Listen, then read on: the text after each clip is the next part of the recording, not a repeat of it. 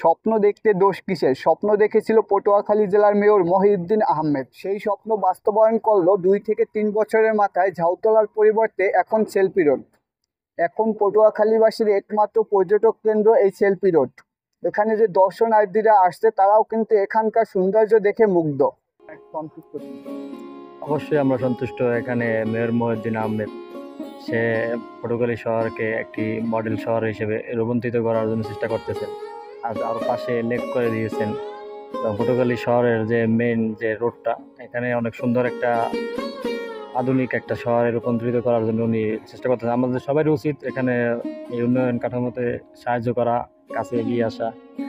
আর এখানে আর একটা জিনিস আমরা যা ঘুরে দেখলাম, যে সেটা হচ্ছে বৃষ্টি আসলে বা ওয়াশরুমের জন্য আলাদা একটা ব্যবস্থা করা দরকার ছিল, একটা ছাউনির ব্যবস্থা। সেটা অবশ্যই যদি মেয়র মহিউদ্দিন আহমেদ সাহেব শোনেন, অবশ্যই উনি এই বিষয়টা নজরে রাখবেন বলে আমি আশা করি। এখানকার দর্শনার্থী কেমন? আসলে দেখা যাচ্ছে যে আমাদের এখানে বা আমাদের বর্তমান মেয়র যে পরিস্থিতিটা তৈরি করেছে, যেমন আমাদের এখানে সৌন্দর্যটা, এখানে সেলফি রোড আছে, সামনে শহীদ মিনার আছে, এরপরে আমাদের ওখানে লেক আছে। সো বিষয়টা হচ্ছে যে আমরা অন্যান্য বছরের তুলনায় এই বছর যে পরিস্থিতি বা সৌন্দর্যটা আমরা দেখতে পাচ্ছি, এটা আমাদের জন্য অত্যন্ত মনোমুগ্ধকর একটা বিষয়। যা হচ্ছে এটার জন্য আমরা অত্যন্ত খুশি, এবং আমাদের বর্তমান মেয়রকে আমি ধন্যবাদ জানাই ব্যক্তিগতভাবে, বা আমাদের সকলের পক্ষ থেকে আমি ধন্যবাদ জানাই যেমন একটা পরিবেশ আমাদের পটুয়াখালীতে তৈরি করে দেওয়ার জন্য। তার সাথে ধন্যবাদ জানাই বাংলাদেশ প্রধানমন্ত্রীকে। এবং বিষয়টা হচ্ছে যে আমরা যে এখানে ঘুরতেছি, আমাদের ঘোরার খুব বেশি একটা জায়গা এর আগে ছিল না, যেমন বর্তমান মেয়র যখন ছিল, এর আগে যে যারা ছিল, সো এরকম ভাবে এতটা সৌন্দর্য আমাদের পটুয়াখালীতে ছিল না। সো আমি এইরকম সৌন্দর্যের কারণে পটুয়াখালীতে আসছি, পটুয়াখালীতে থাকি, পটুয়াখালীর সন্তান হিসেবে আমি এই জায়গাটাকে এখন বর্তমান একটা সৌন্দর্যের প্রেক্ষাপট হিসেবে বলবো। সো এটা আমার কাছে যথেষ্ট ভালো লাগার একটা বিষয় আমি বলতে পারি। পটুয়াখালী মানেই ভালো লাগা, পটুয়াখালী মানে ইমোশন। মানে আলাদাভাবে ডিসক্রাইব করার মতো কিছু নেই যে ঘুরতে এসে কেমন লাগতেছে। নিজের জন্মভূমি, নিজের মাতৃভূমি, সেই হিসেবে ঘুরছি, ভালো লাগতেছে। আর যেহেতু আগের পরিবেশ হয়ে এখনকার পরিবেশ না, সেটা অবশ্যই এক না। তবে আগেও পটুয়াখালী সুন্দর ছিল, এখন আরো বেশি সুন্দর হয়েছে, ঠিক না?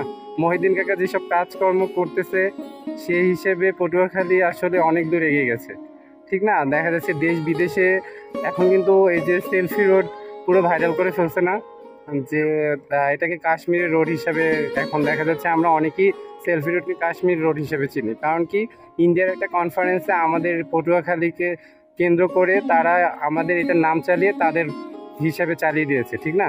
সেই হিসাবে দেখা গেছে যে আমাদের পটুয়াখালী কিন্তু অনেক দূর এগিয়ে গেছে। আগে তো মানুষ কুয়াকাটা হিসেবে পটুয়াখালীকে চিনত, কিন্তু এখন মানে পটুয়াখালীর যে সৌন্দর্য, এখন পটুয়াখালীর নিজস্ব একটা পরিচয় হয়েছে। পটুয়াখালীকে সবাই পটুয়াখালীর নামে চিনে, এবং আমি মনে করি মানে যত যেই এসেছে সবাই পটুয়াখালীর জন্য অনেক করেছে, পটুয়াখালীর সৌন্দর্য বাড়িয়েছে। কিন্তু মহিউদ্দিন কাকার হাত ধরে এটা মনে হয় আরও বেশি এগিয়ে গেছে। সেই হিসেবে তার প্রতি আমরা কৃতজ্ঞ, ভালোবাসা জানাই, তার প্রতি আমরা শ্রদ্ধা জানাই। সে আরও ভালো ভালো কাজ করুক, আরও উন্নয়নমূলক কাজ করুক, সেই কামনা করি। কেমন আসছে বা আপনাদের কাছে কিনা কেমন চলছে?